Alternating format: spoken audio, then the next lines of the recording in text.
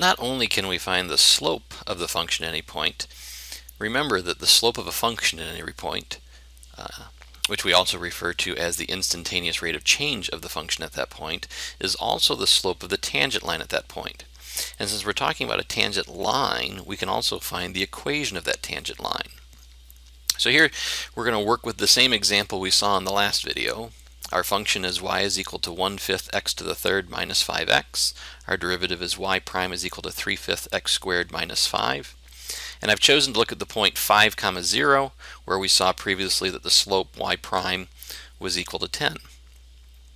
So what we know is that the two functions, the original function and our tangent line, are going to intersect. They're going to touch and share the point 5, 0.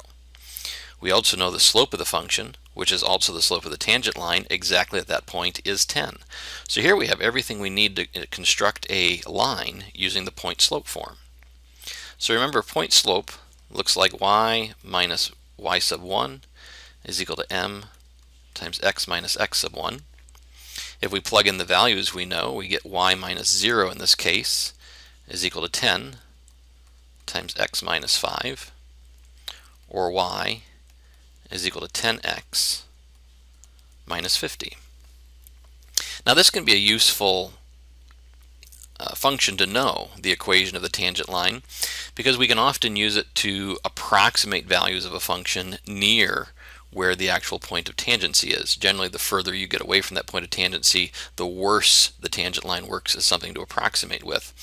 But definitely with more complicated functions, it might be nice to be able to get some approximate values of a function using a very simple linear function.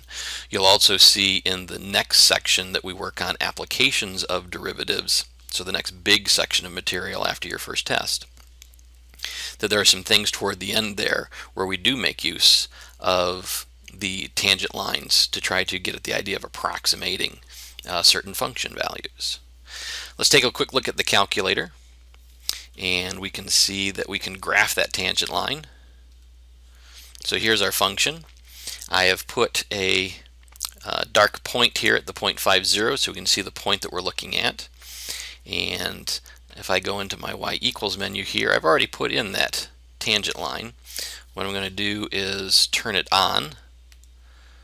So I'm going to go to the equal sign and press enter. That'll make the equal sign dark now for both functions, so that when I graph, I will graph the original function and the tangent line.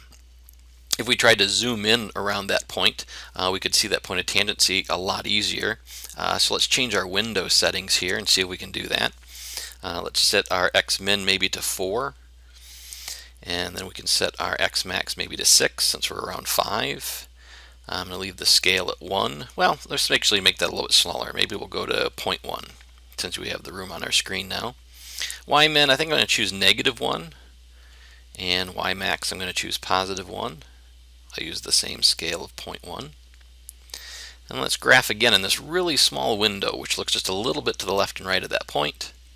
Not a lot of slope going on there. You can see that this tangent line as it comes through is a really good approximation in this case to the function. Now in other places it's not going to be. Depends on how much the function's curving. But here it looks like we're going to get very similar y values regardless of which function we use. And again, that's an example of a use of a tangent line.